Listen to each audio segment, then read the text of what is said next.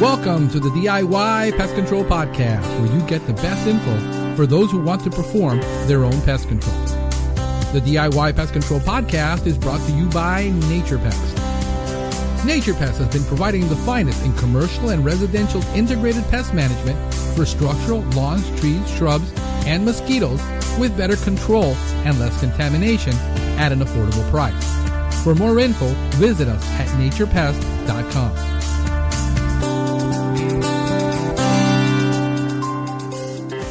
So we've got Green Island Ficus with ligustrum, and in this house, this is full sun all day long because the front of this house, sun rises in the east, sets in the west. Let me close my van here because it's starting to rain a bit.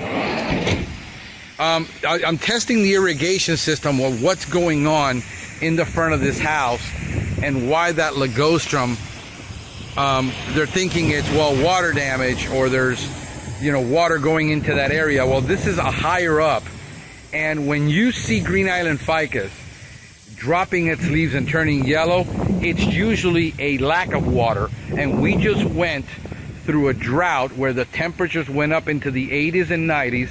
It didn't rain for an entire month.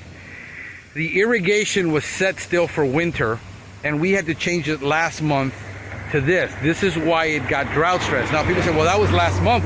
Now it's raining. We just had a hurricane come through and a tropical storm, and plants don't recover in 30 days because all of a sudden it rained. This is the problem that we have with plants, is once they get stressed, they're going to continue to get stressed. The other issue that we have with this is that this zone is together with another zone where the plants are in full shade. And that is a problem when you design an irrigation system where you're going to do a very expensive landscape, in excess of $150,000 in plant installs, to not have a perfect irrigation system based on what you're going to install in that landscape. This is a thought that is an afterthought. It just needs water. Well, let me show you over here. These are getting water.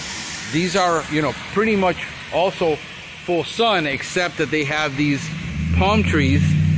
And then this one is in the same zone, on the same side, with plants that are in total shade, in areas where this is totally shaded. And this will eventually get, especially with your mondo grass over there, you're going to get disease.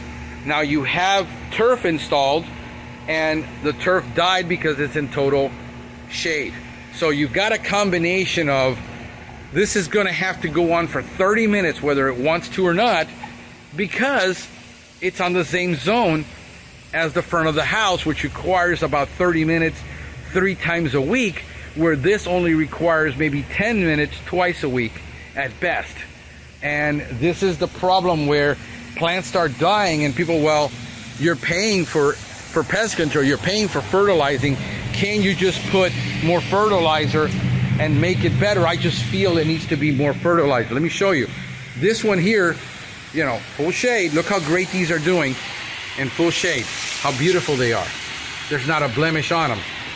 But now they're going to get 30 minutes of water and they're in full shade. This whole area is full shade. And are we going to be able to get, there's a little bit of damage there. But other than that, they're beautiful. The ones that are back here, the gingers, how are they doing? These are in full shade.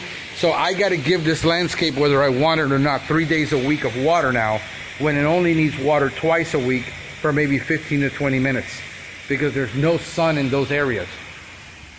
So this is the consideration that you have to have, especially when you're building an elaborate landscape like this, that irrigation can't be an afterthought. Plant selection, when you pay, to get this done by a designer and the plant is in the wrong place. I mean, these are things that I have to argue all the time with the client, saying it isn't an issue of more fertilizer. It isn't an issue of more pesticide. It isn't an issue of more fungicide. No matter what I put on this plant, it's always going to look like this when it gets direct sunlight. It's always going to get damaged no matter what I do. You got to remove the plant, put it in an area where it wants to thrive. Thank you for listening to the DIY Pest Control Podcast. Please remember that although Franklin Hernandez is a certified and licensed pest control operator in the state of Florida, the content of this podcast is for informational purposes only. You should consult your local and state government or cooperative extension service before performing any pest control service. Remember to always read and follow label directions because the label is the law.